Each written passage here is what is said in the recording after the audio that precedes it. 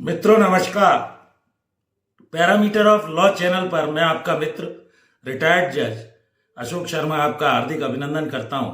आज मैं एक महत्वपूर्ण विषय, प्रत्येक घर में बच्चे होते हैं, उन्हीं से जनरेशन आगे बढ़ती है।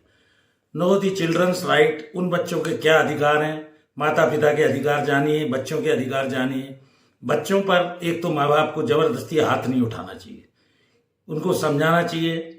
चाइल्ड एजुकेशन जो रखी गई है वो आर्टिकल 21 के तहत life and personal liberty of the person का पार्ट है।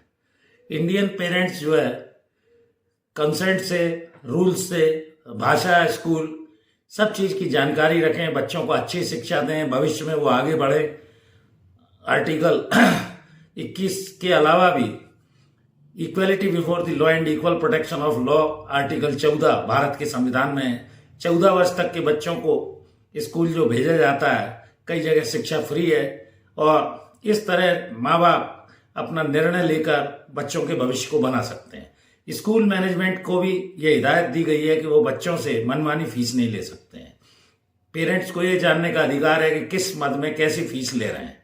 फ्री एजुकेशन जैसा मैंने बताया, इसकी अगर वो इस तरह मनमाने ढंग से उल्टा सीधा लेते हैं तो आप डिस्ट्रिक्ट मजिस्ट्रेट से ऑनलाइन भी शिकायत कर सकते हैं। फी रेगुलेशन के कुछ नियम बने हुए हैं जिन पर पारदर्शिता, ट्रांसपेरेंसी है। आप आरटीआई के तहत भी उस जानकारी को ले सकते हैं। कुछ अधिनियम भी इसके लिए फी रेगुलेशन के बनाए गए हैं जिनकी आपको जानकारी होनी चाहिए। तो स्कूल पारदर्शी फीस ले, पता रहे, उसके तहत राइट टू ट्रांसपेरेंसी में ये आपको पता करने का, पारदर्शिता, फीस किस मद में कैसे ली जा रही है, क्या स्कूल के खर्चे हैं। पाठ्यक्रम भी आप जान सकते हैं, किस क्लास का कौन सा सिलेबस है, क्या है, कैसे पढ़ाया जाता है। और साइकोलॉजिकल ये हैरेसमेंट नहीं कर सकते बच्चों का। कई जगह मारपीट करते हैं टीचर, बच्चों को अंदर बंद कर देते हैं, ये गलत है। जुवेनाइल जस्टिस के तहत भी इसकी आप शिकायत कर सकते हैं। चाइल्ड वेलफेयर कमेटी बनी हुई है बच्चों के हितों की देखभाल करने के लिए, वहां शिकायत कर सकते हैं। सेक्सुअल अगर हैरेसमेंट होता है, गुड टच, बैड टच बच्चों के साथ, उसकी शिकायत की जा सकती है।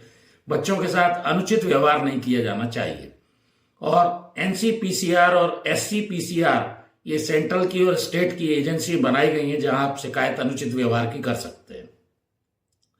दूसरा, वर्चुअल ऑनलाइन सुरक्षा का ये अधिकार है।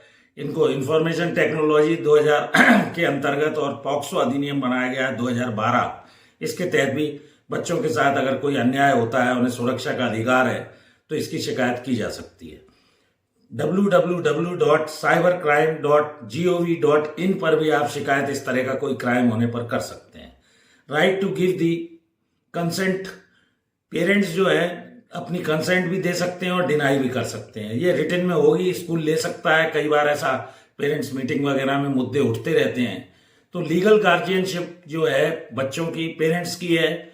उसके अलावा लॉफुल जो तरीके से बच्चों को एजुकेशन दी जानी चाहिए जिससे वो अपने स्वास्थ्य की रक्षा कर सकें, अपनी पढ़ाई पर ध्यान दे सकें, अपने भविष्य में कमाने वाले संपत्ति की रक्षा कर सकें। 18 साल तक बच्चों को उतनी समझ नहीं होती है, धीरे धीरे। तो चिल्ड्रंस राइट क्या है और जुवेनाइल जस्टिस जेजे एक्ट, ये भी आपको जानकारी होनी चाहिए।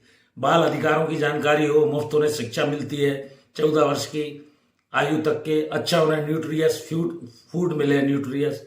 उसके अलावा खेलों में उनको भाग लेने का अधिकार है। Right to participate, school management का जो भी मीटिंग वगैरह होती है, जैसी पेरेंट्स मीटिंग रखते हैं, आप बच्चे की प्रोग्रेस जानिए, बच्चे कैसे आपकी ग्रोथ कर सकते हैं, आगे बढ़ सकते हैं।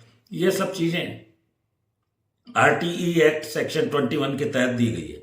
पालन पोषण के अलावा माँ बाप उसके पहले गार्जियन है और राज्य भी उसका संरक्षक है। उसकी पढ़ाई पर, उसके स्वास्थ्य पर, उसके खेलकूद पर, उसके भविष्य पर जो है उनको ध्यान देना चाहिए।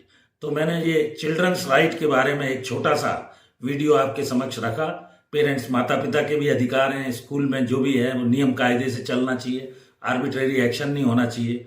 इस तरह से आप बच्चों की एजुकेशन अच्छी देकर, चाहे वो प्राइवेट हो, सरकारी हो, कॉलेज हो, आगे बच्चों को बढ़ा सकते हैं। इसी तरह की छोटी छोटी जानकारियों के लिए इस चैनल पैरामीटर ऑफ लॉ से जुड़े रहिए।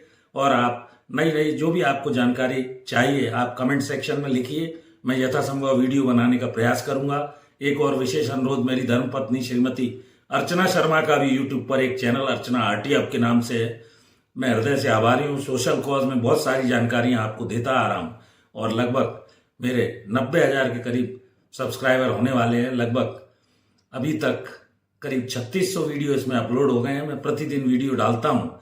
आप प्लेलिस्ट में जाइए, विषय को देखिए और जुड़े रहिए। मैं हृदय से साधुवाद देता हूँ, धन्यवाद देता हूँ। आपका भरपूर स्नेह मिल रहा है। जो लोग अभी तक नहीं जुड़े हैं उनको भी इस चैनल को सब्सक्राइब करने का बोलिए, लाइक कीजिए, शेयर कीजिए, कमेंट कीजिए। धन्यवाद। इस वीडियो में यहीं तक, फिर नए विषय के साथ मिलता हूँ। धन्यवाद, नमस्कार।